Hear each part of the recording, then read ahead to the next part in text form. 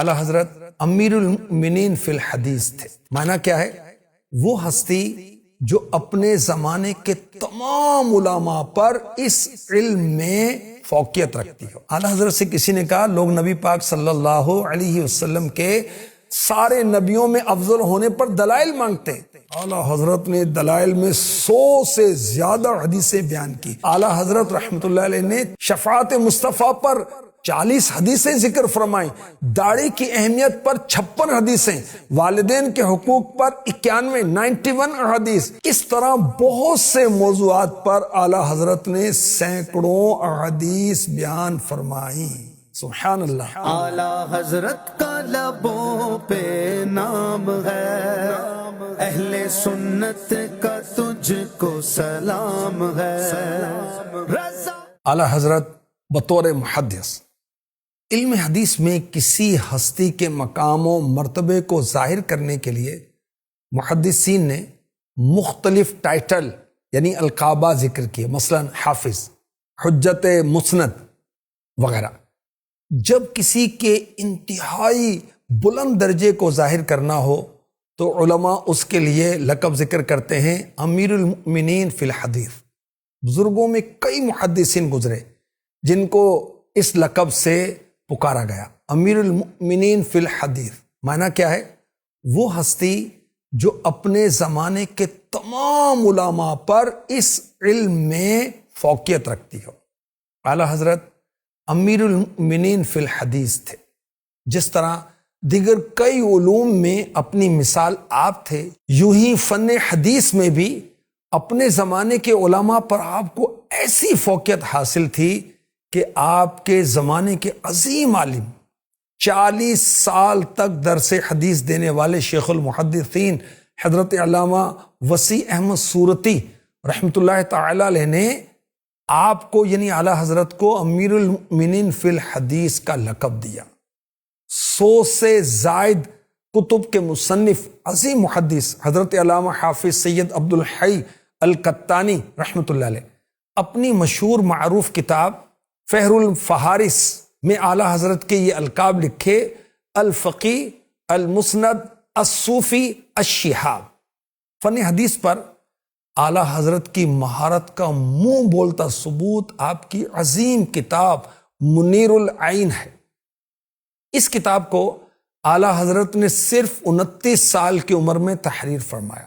جب اس کا عربی ترجمہ ہوا اور مصر و شام کے علماء نے اس کتاب کو دیکھا تو بے حد متاثر ہوئے اور اس پر بہترین کمنٹس انہوں نے تحریر کیے۔ ایک بار محدث صورتی رحمۃ اللہ علیہ نے مدرسۃ الحدیث کی بنیاد رکھی تو ملک کے بڑے بڑے علماء کو دعوت دی۔ اس میں اعلیٰ حضرت نے علم حدیث کے موضوع پر 3 گھنٹے بیان فرمایا۔ آپ کی علم حدیث میں مہارت دیکھ کر علماء بہت متاثر ہوئے۔ اعلیٰ حضرت سے پوچھا گیا آپ نے حدیث کی کتنی کتابیں پڑھی ہیں؟ اس پر اعلیٰ حضرت نے کچھ کتابوں کے نام گنوانے کے بعد فرمایا علم حدیث کی 50 سے زائد کتابیں میرے درس و تدریس میں رہیں۔ آپ کو لگ رہا ہوگا صرف 50 کتابیں، لیکن ان کی ڈیٹیل میں جائیں تو 50 کتابوں کا مطلب ہزاروں صفحات، لاکھوں احادیث ہیں۔ ان 50 میں سے 20 کتابوں کی جلدوں کے کل صفحات ہیں 29,903 29,903 اور ان میں احادیث کی تعداد ہے 1,34,811۔ اعلیٰ حضرت رحمۃ اللہ علیہ کی 350 کتابیں جمع کی گئیں، انہیں پڑھا گیا، ان میں جتنی احادیث کا ذکر ہوا انہیں الگ کیا گیا تو یہ احادیث 10,000 کے قریب بنی۔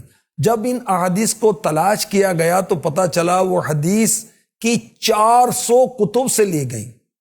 یہ صرف 350 کتابوں میں ذکر کردہ احادیث کا بیان ہے، جبکہ اعلیٰ حضرت نے more than 1,000 سے زیادہ کتابیں لکھی ہیں۔ اگر ان سب میں ذکر کی گئی حدیثوں کو جمع کریں تو سوچیں احادیث کا کتنا بڑا ذخیرہ ہوگا۔ سبحان اللہ۔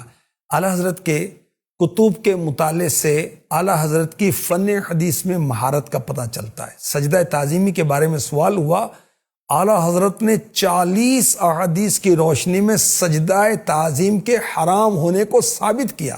کس نے کہا نبی پاک صلی اللہ علیہ وسلم کو دافع بلا کہنا شرک ہے؟ تو اعلیٰ حضرت رحمۃ اللہ علیہ نے 300 احادیث سے نبی پاک صلی اللہ علیہ وسلم کا دافع بلا ہونا ثابت کیا۔ اعلیٰ حضرت سے کسی نے کہا لوگ نبی پاک صلی اللہ علیہ وسلم کے سارے نبیوں میں افضل ہونے پر دلائل مانگتے ہیں۔ اعلیٰ حضرت نے دلائل میں 100 سے زیادہ حدیثیں بیان کی۔ فرشتوں کی کیسے پیدائش ہوئی؟ اعلیٰ حضرت نے 24 حدیثیں بیان کی۔ شفاعت مصطفیٰ پر 40 حدیثیں ذکر فرمائیں۔ داڑھی کی اہمیت پر 56 حدیثیں۔ والدین کے حقوق پر 91 احادیث۔ اس طرح بہت سے موضوعات پر اعلیٰ حضرت نے سینکڑوں احادیث بیان فرمائیں۔ اعلیٰ حضرت کے شاگرد حضرت علامہ سید ظفر الدین بہاری رحمۃ اللہ علیہ نے فقہ حنفی کے مسائل کے دلائل پر ایک کتاب لکھی، صحیح البہاری۔ اس کتاب کی ایک جلد کم و بیش 10,000 احادیث پر مشتمل ہے، اور اس کے مقدمے میں اعلیٰ حضرت سے حدیث کے جو فوائد آپ نے حاصل کیے تھے انہیں ذکر کرنے کے بعد ارشاد فرمایا، یہ میرے سردار میرے شیخ کے علوم کے سمندروں کے ایک بڑے سمندر کی چھوٹی سی نہر ہے۔ اللہ پاک ہمیں دنیا اور آخرت میں ان کی برکتیں عطا فرمائے۔ کیا بات ہے اعلیٰ حضرت کی۔